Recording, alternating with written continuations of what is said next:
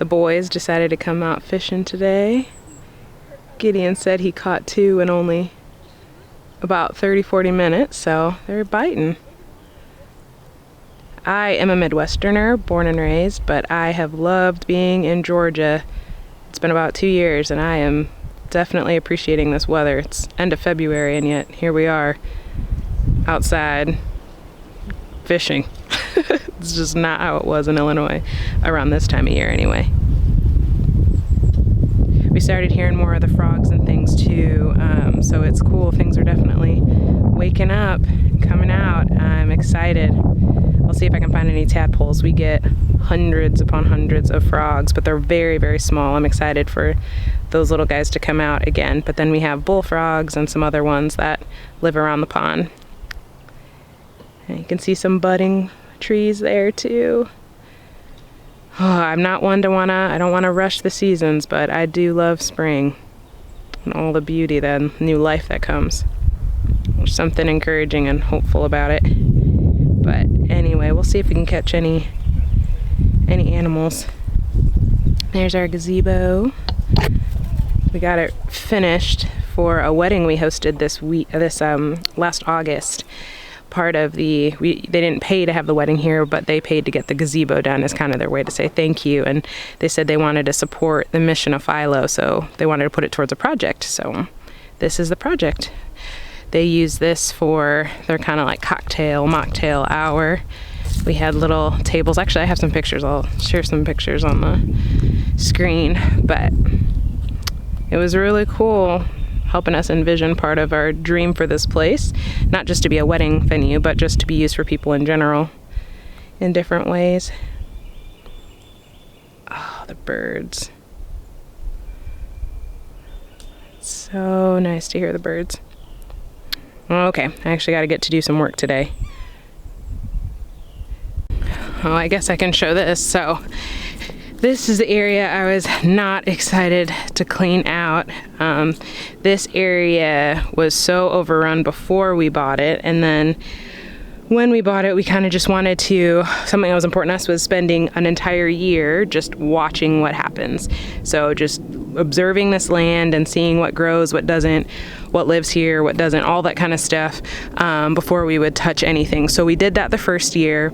And then this last year, I really wanted to get to this area because it gets overrun with American pokeweed, with just so many different weeds. There were a lot of beautiful plants in here too, but then there were just a lot of weeds that gets overrun.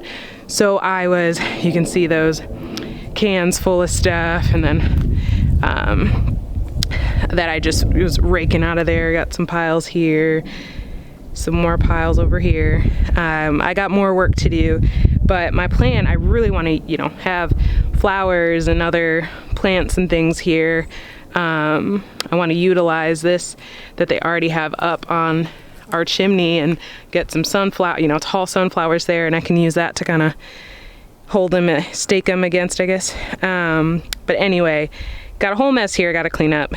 Got to clean out. So I really don't want to use any, pesticides or anything like that to kill things. So it's just a lot more manual labor, but it's worth it in the end. Felt good to get this stuff done the other night, but yeah, it's a lot of work to do, but I'm excited to have this. This is you can see our driveway right here. So you come down that long driveway, you come up, and this is one of the main things we see. And I'd love to have just some beautiful plants and flowers and other stuff for people to see when they come, and also honestly just for me to see when I come home.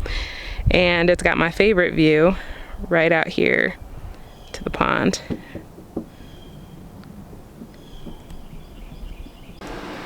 All right, so I just came downstairs to check on my plants, and here is a lesson in, trying and failing, and it's fine.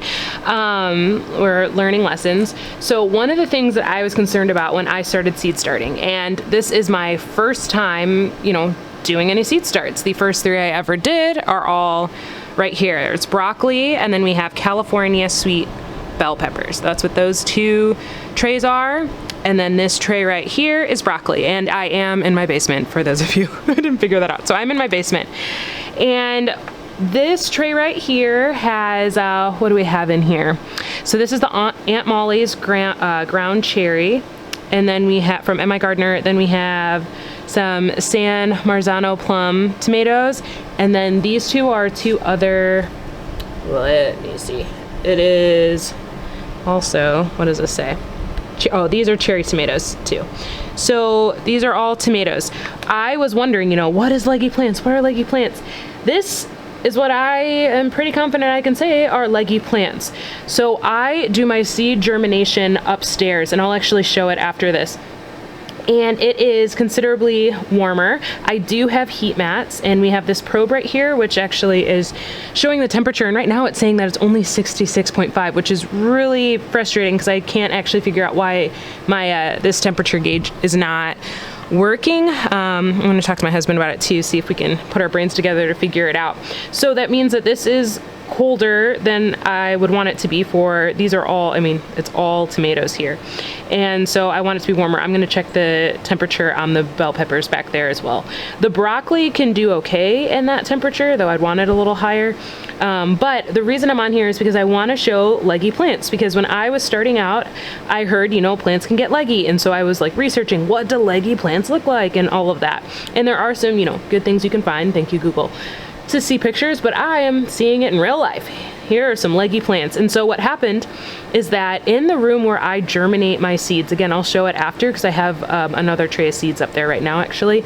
You know, I put them on the mat, and everything, and it's nice, it's a warmer room. We have HVAC in that room too, and so it's right by the heater, so the room was just in general warm. When I tested this soil, when I brought these downstairs, it was actually at 80 degrees Fahrenheit when I put this temperature probe in, so it's warmer. It was a lot warmer than it is now. But the issue is that when the seeds germinated, what they want is light, right? That's why you got to take off the cover, get them under a light. Like I'm underneath we have an LED light, and this is the recommended spacing for the LED light, having it up there and the seeds down here. That's why I have it this high compared to fluorescent lights, which you'd want to be only, you know, 2 to 3 inches above. You'd want them really close, whereas with LED lights, it's recommended to be 24 to 30 inches higher.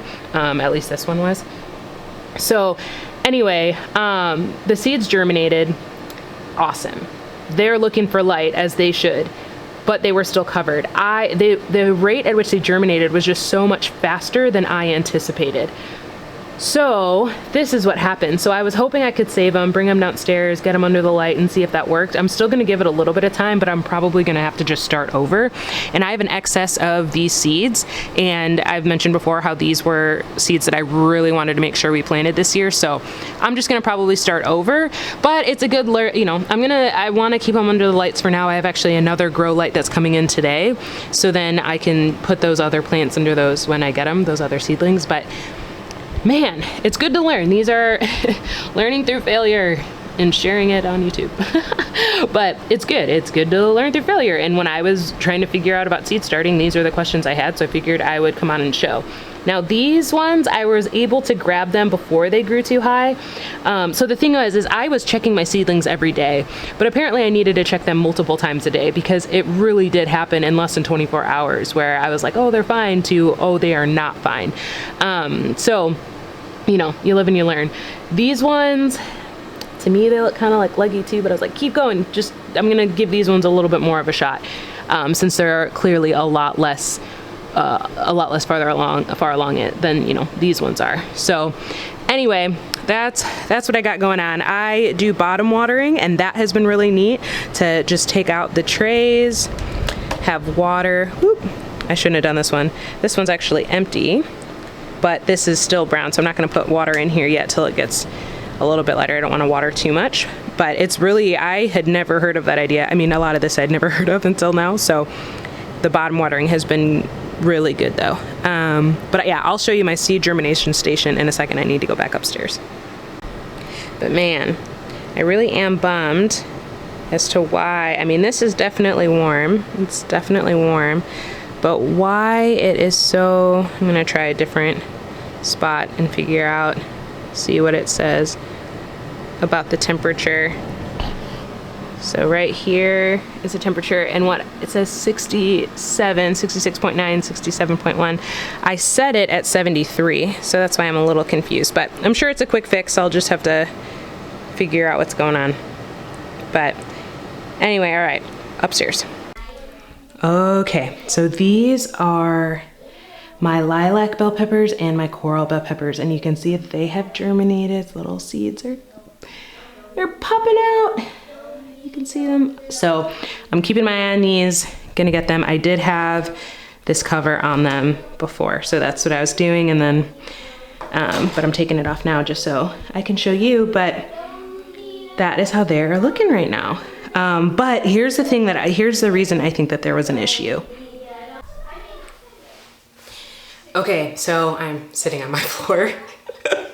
But I'm in the room where I'm doing my germination station, like where I've been putting our seeds when we're just in the, wanting to put them in heat mats, getting them to germinate and everything. And what I think the problem is that our vent is right here that busts out the hot air. And while it's definitely warming up right now, we've had some cold, especially cold nights. And the room I'm in, actually, I should show you. So this room right here, I call it our window room. You can see there's windows all around it. On the opposite, the wall I'm looking at right now, there's more windows. But I call it our window room. And so obviously, more windows, if there's colder air, it can get colder, all of that stuff. So I think that the heat then in this room, it just was up. So my guess is between the heat mat, the vent, those things all played into having the seeds germinate quicker. And so then I was trying to pay attention, and I thought I was doing a good job, but clearly not. So lesson learned. And that led to, plants, seeds germinate, are looking for sun. They don't have any sun. That's why I needed to get them under their lights, and I didn't. So lesson learned. I'm glad to go through that. I'm glad I have extra seeds to replant more, because I don't want to take that for granted. But anyway, I'm sharing this really just because as I'm learning things, I like sharing it, because I'm hoping that only will help me to be, one, helpful to other people, in case you, like me, are new at all of this. But then also it just helps further cement for me when I'm speaking about the very thing I'm doing to better learn it. So I'm hoping it's helpful and an encouragement to you. I am gonna start onions and things too soon, because I have a bunch of onion seeds, so I'm excited. This is not stopping me from my seed starting, it's just making me get better. But yeah, so I'm gonna try to do some of those onions. But as always, I love hearing what y'all are growing, where you're growing. I think that's always interesting.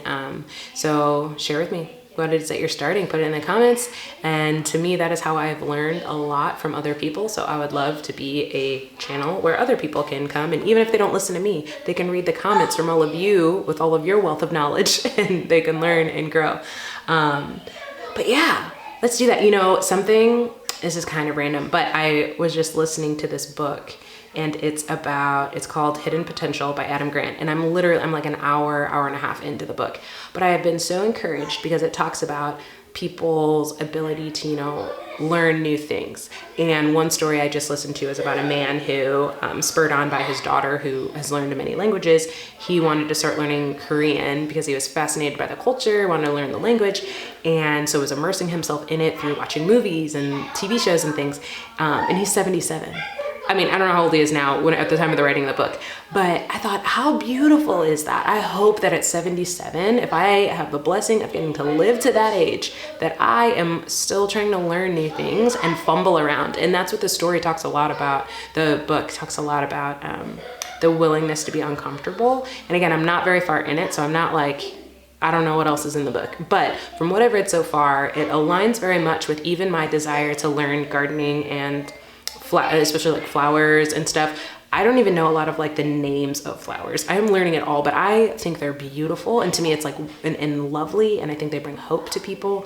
And so I'm like, I'm going to learn this. I'm going to learn how to grow flowers. I'm going to learn the flower names. I'm going to learn what growing conditions they need, just like with the vegetables and things. And it's uncomfortable because I feel really dumb sometimes, but it's good. It's really good. And hopefully through it, I'll be able to offer something to the world. So even if it's just my family and my community, that's enough, And so anyway, I encourage you too, if there's something you're learning, something you want to learn, but have been afraid of, push into that discomfort. I'm just like really excited about that, and just kind of whatever. It might look stupid for a bit, but that's okay. because I think there's a courage that comes in trying something new.